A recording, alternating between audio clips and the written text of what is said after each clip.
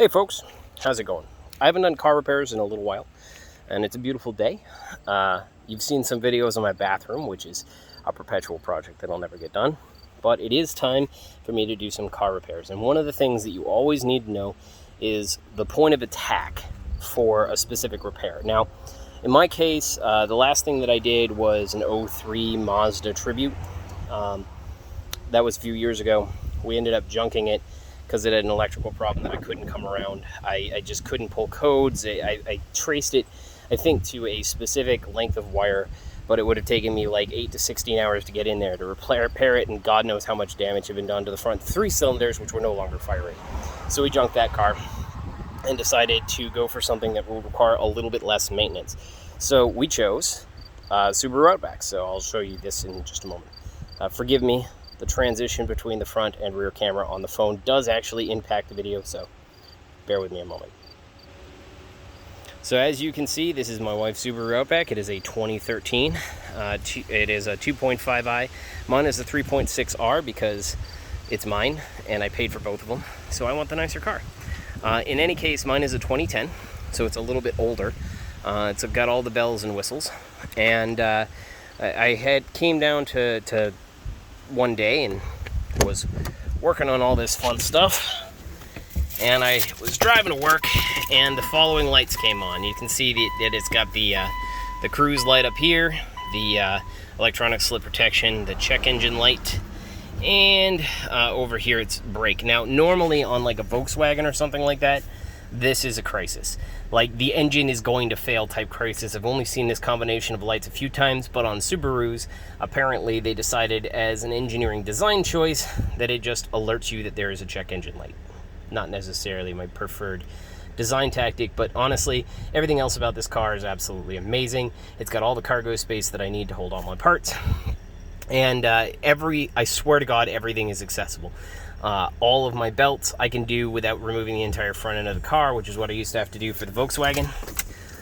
But one of the things that I still have to do is to start working on the O2 sensors. Now, O2 sensors are interesting, right?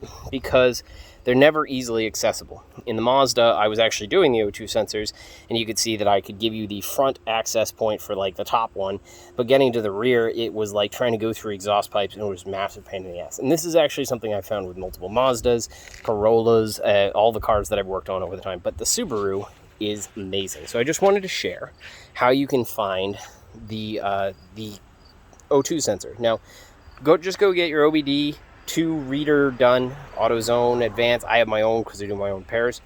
But the way you go and you actually attack the O2 sensor is pretty easy when you're underneath. Those are the fronts. They're preheated, and they are a different sensor than the back. So if you're buying your sensors, be very careful. Your fronts are different than the back. I will try to toss a link into this video description to give you part numbers on Amazon, which is significantly cheaper, and it did fix my front issue, which happened, but now the backs failed because, as a general rule, even though they're a catalytic sensor, right, they measure the voltage of the oxygen atoms as they come across the whole thing. They wear down over time, and they wear down approximately the same time. So I really shouldn't have been lazy, and I should have replaced the backs when I did the fronts. But now we're doing the backs. Now the backs are a little bit more difficult to figure out. You go in, you hop under the car, right? Like you just put it up on your ramps here, and once it's up there, you can see the front sensors. The back sensors you actually access through the wheel well. So if you come in here, there's my oxygen sensor on the top. I was wondering for a very long time how the hell I was going to do it, and all you got to do is you got to tilt your wheels in on whichever side that you're working, and there you go. You can fit comfortably in there your breaker bar and your favorite O2 wrench socket thing. Mine I prefer. Here, I'll show you the one that I use. Oh, put it in the back of the car. The one that I prefer is this style. It's lower profile and it's offset, which means that it's easier for me to use. I do have the tall, long ones that you can get at something like Harbor Freight, but haven't done that in a while. But that's really what I wanted to share, is the point of attack for the rear oxygen sensors, because when you hop under there the first time, you find the fronts. The rears are a little bit less obvious, and you just go at them through the wheel well. Have a good day, folks. email me or I guess post comments or questions that you have to this. Talk to you later.